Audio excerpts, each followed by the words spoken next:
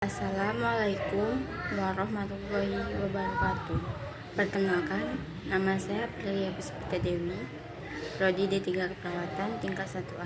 Di sini saya akan menjelaskan sistem reproduksi pada pria. Beberapa organ berfungsi sebagai bagian dari struktur urinarius maupun sistem reproduksi. Kelainan pada organ-organ reproduksi pria dapat mengganggu fungsi salah satu atau kedua sistem. Akibatnya, penyakit sistem reproduksi pria biasanya ditangani oleh ahli urologi. Struktur dari sistem reproduksi pria adalah testifa vas deferens dan vesica seminalis, penis dan kelenjar ascensor. Tentu seperti sistem reproduksi pria. Sagittal gland, struktur oval dengan panjang sekitar 5 cm dan diameter 3 cm. Di dalam skrotum ada sekitar 250 lobulus di setiap sampai 4 lobulus yang berkumpulan untuk membentuk tubulus lurus tunggal yang mengarah ke retestesti. Sel interstital yang menghasilkan hormon seks pria yang terletak di antara tubulus. Kantung yang berisi testi terdiri dari lapisan luar kulit tebal dengan sejumlah kelenjar lemak.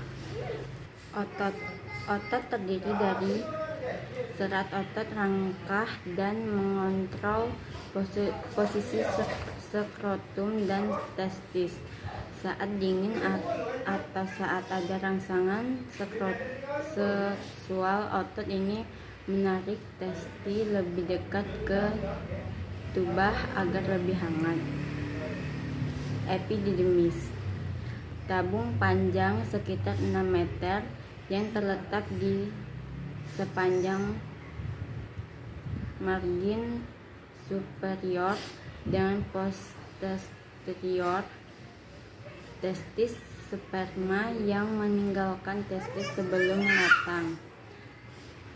Sperma menyelesaikan proses pematangan dan menjadi vertikal ketika bergerak menuju epididymis. Mempunyai 4 fungsi. Sperma matang disimpan di bagian bawah atau ekor dari epididymis. 1. Form sperma. 2. Konsentrasi sperma. 3. Penyimpanan sperma. 4. Matularasi pematangan sperma.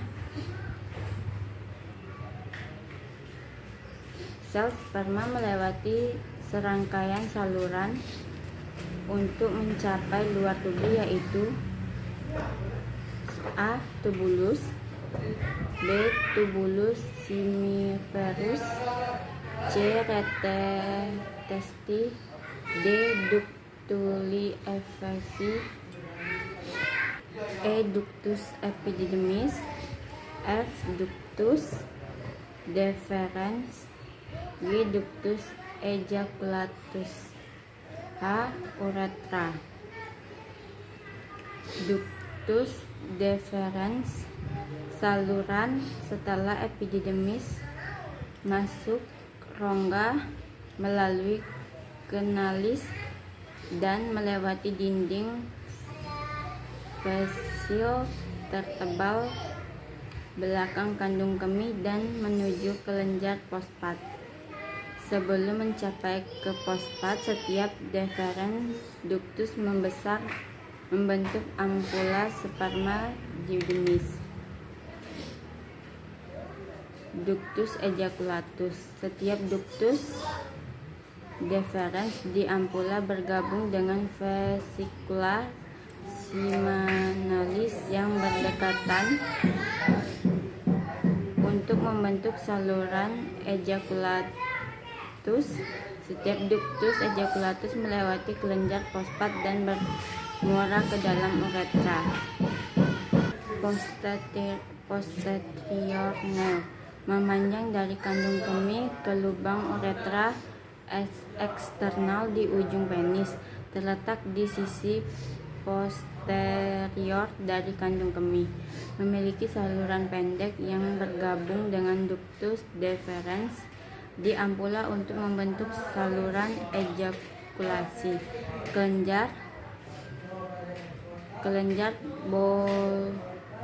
Kelenjar bulboretra kecil seukuran kacang polong dan terletak dekat pangkal penis. Cairan seminal. Cairan bersifat basah terdiri dari sel sperma dan sekresi dari kelenjar aksesoris. Sekitar 60% volume sem terdiri dari vesikula seminalis dengan sebagian besar sisanya berasal dari kelenjar fosfat, sperma, dan sekresi dari kelenjar Chauffeur hanya dalam volume kecil. Volume semen dalam sekali ejakulasi bervariasi 1 sampai 5 atau 0 mil. Ada antara 50 sampai 150 juta sperma. Jumlah sperma bawah 10 sampai 20 juta per mililiter bisa menimbulkan masalah kesuburan. Berfungsi mentransfer sperma ke vagina, terdiri dari 3 kolom jaringan ereksi yang dibungkus jaringan ikat dan ditutupi dengan kulit. 2 kolom dorsal adalah corpola. 1 kolom garis tengah ini uretra dan disebut cospus. 3. Bagian pangkal batang dan gelas penis. Pangkal penis menempel ke arcus pubis tubuh coplus sopigodymus. Mulus dibagi di start untuk membentuk gelas penis. Uretra yang membentang di sepanjang coplus membentuk melalui lubang uretra eksternal di ujung gelas penis. Hormon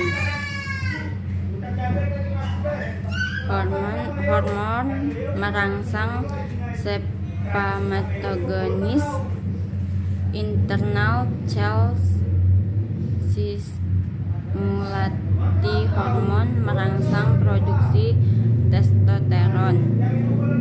Testosteron merangsang perkembangan karakteristik seks gelunder laki-laki dan spermatogenesis. Sekian video dari saya. Lebih dan kurangnya saya mohon maaf. Saya akhiri, wabillahi taufiq wal hidayah. Wassalamualaikum warahmatullahi wabarakatuh.